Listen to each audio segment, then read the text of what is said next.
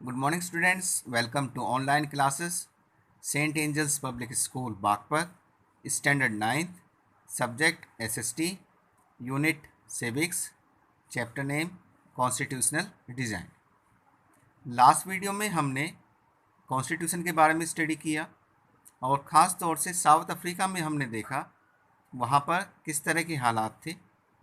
South Africa के अंदर apartheid policy follow की जा रही थी, जहाँ पर त्वचा के रंग के आधार पर लोगों में भेदभाव था।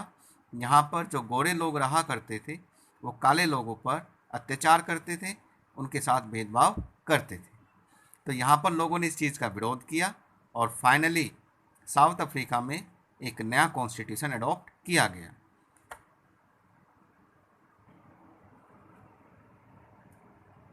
After 2 years of open discussion and debate, they came out with one of the finest constitution the world ever had.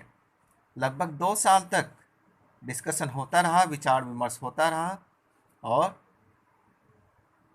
2 साल बाद साउथ अफ्रीका में जो संविधान बना ये दुनिया के सबसे बेहतरीन या सबसे अच्छे संविधान में से एक था। This constitution gave to its citizen the most extensive rights available in any country. तो साउथ अफ्रीका का जो संविधान है उस संविधान में उन्होंने अपने देश में रहने वाले नागरिकों को जो अधिकार दिए हैं वो अधिकार इतने ज़्यादा हैं या इतने अच्छे हैं कि ऐसे अधिकार दुनिया में किसी अन्य देश में नहीं दिए गए। Together they decided that in the search for a solution to the problem nobody should be excluded. तो इन सब ने साथ मिलकर ये निर्णय लिया कि जो समाधान हम तलाश रहे हैं समस्याओं का उसमें किसी को भी एक्सक्लूड ना किया जाए, किसी को भी अलग ना किया जाए। No one should be treated as a demon, और कोई भी व्यक्ति चाहे वो वाइट ही क्यों ना है, गोरा ही क्यों नहीं था, उसे एक डेमन के तौर पर ट्रीट नहीं किया जाएगा, उसे अपना दुश्मन नहीं मानेंगे, बल्कि जो संविधान बनेगा उस संविधान में सबकी बेहतरी के लिए, सबकी अच्छाई के लिए काम किया जाएगा। They agree that everybody should become a part of the solution. वो इस बात पर सहमत हुए कि देश में रहने वाले सभी लोग समस्या के समाधान में साथ होंगे, किसी को अलग नहीं रखा जाएगा। Whatever they might have done और रिप्रेजेंटेड इन द पास्ट में चाहे उन्होंने कुछ भी किया है या किसी तरह से भी उनकी भूमिका रही है, उन्होंने चाहे वहाँ पर बुरा किया है या जो भी अत्याचार उन्होंने किया है उसे नज़रअंदाज किया जाएगा, उस पर ध्यान नहीं दिया जाएगा। The preamble to the South African constitution sum up this spirit. तो साउथ अफ्रीका का जो कॉन्स्टिट्यूशन है उसके प्रियम्बल में जो फर्स्ट पेज है कॉन्स्टिट्यूशन का उसमें ये सारी बातें दी गई है। The South African constitution inspire Democrats all over the world. South Africa का जो संविधान है वो दुनिया भर में जो भी डेमोक्रेट्स हैं, जो भी लोकतांत्रिक सिद्धांतों में विश्वास रखने वाले हैं, उन सबको इंस्पायर करता है, उन सबको प्रेरणा देता है। A state denounced by the entire world till recently at the most undemocratic one is now seen as a model of democracy. तो साउथ अफ्रीका जो कुछ समय पहले तक दुनिया के सामने एक अनडेमोक्रेटिक अलोकतांत्रिक देश के तौर पर जाना जाता था, आज वही देश पूरी दुनिया के सामने एक मॉडल बन चुका था डेमोक्रेसी का, लोकतंत्र का, और इसी साउथ अफ्रीका से बाकी अन्य देश प्रेरणा ले रहे थे, डेमोक्रेसी की वैल्यूज़ इस देश से सीख रहे थे। This change become possible due to the determination of the people of South Africa to work together. ये जो बदलाव यहाँ पर संभव हो पाया है ये साउथ अफ्रीका के जो लोग हैं उनकी दृढ़ इच्छा शक्ति के और उनके साथ काम करने की वजह से ही संभव हो पाया है। To transform better experience into the binding glue of a rainbow nation.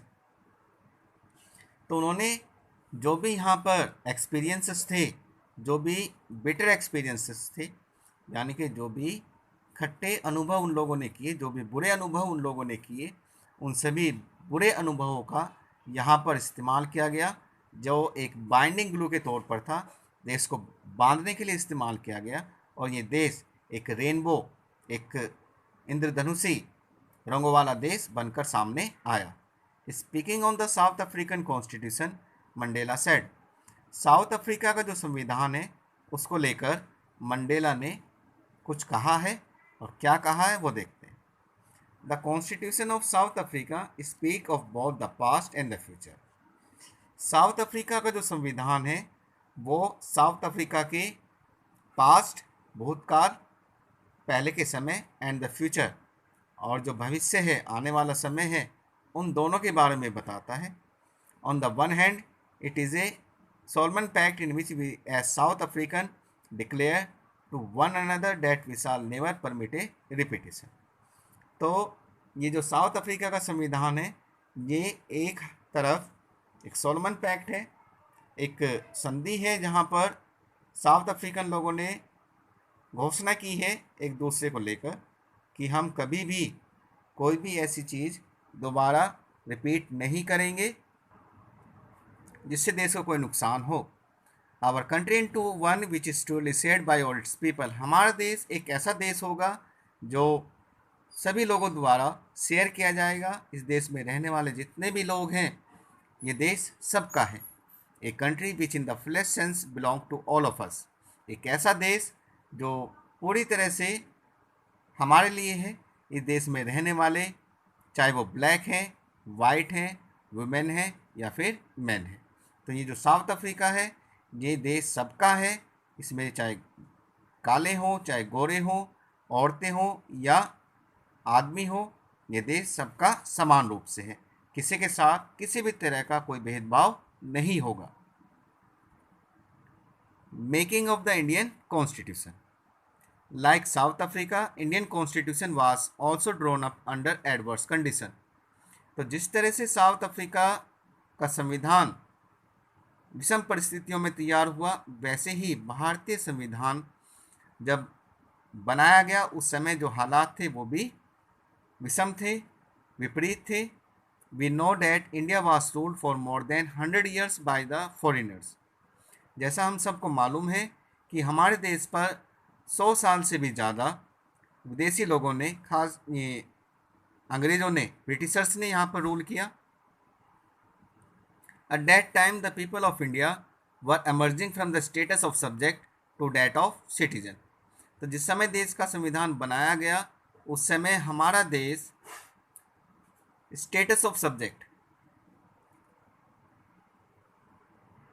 जो प्रजा वाली स्थिति थी उससे निकलकर नागरिकों वाली स्थिति में, यानी कि हमारा देश एक रूप से दूसरे रूप में परिवर्तित हो रहा था। People of India had to struggle for a long period to get their freedom. हमारे देश में रहने वाले लोगों ने बहुत लंबे समय तक अपनी आज़ादी के लिए संघर्ष किया।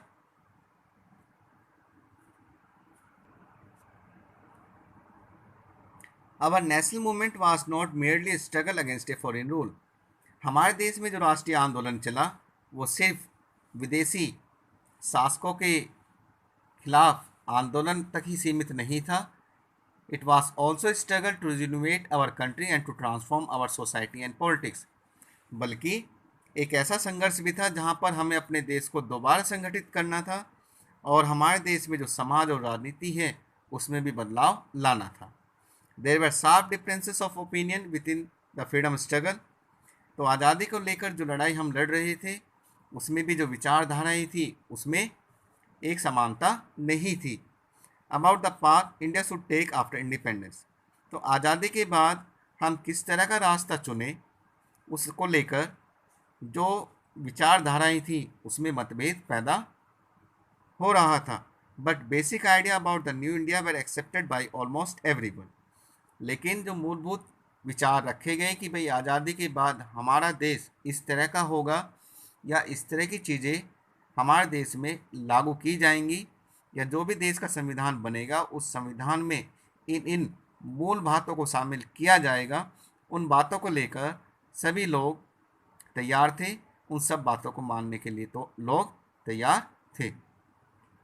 We will discuss the chapter further in next online class. Till then, stay connected. Have a nice day. Thank you.